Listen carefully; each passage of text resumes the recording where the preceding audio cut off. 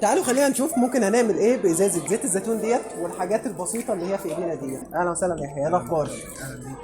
احنا دلوقتي دي ازازه احنا اترمت خلاص. من اول حاجه بنخرمها من هنا من تحت، بعد كده بنوصل السلك من تحت، نجيب سلك عادي ماشي زي ما انت عايز، بكبسوله يا اما بفيشه عادي. مكونها بسيط جدا، بندهنها بالشكل ده كده. تمام، بنوصلها من تحت، بنديها من تحت. جميل قوي، عدناها بالشكل ده.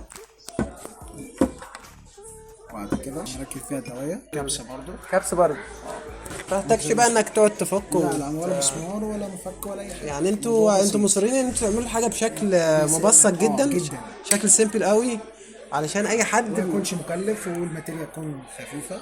مش كوستد خالص عامه يعني. قول بسم الله. عاش قوي خطوه.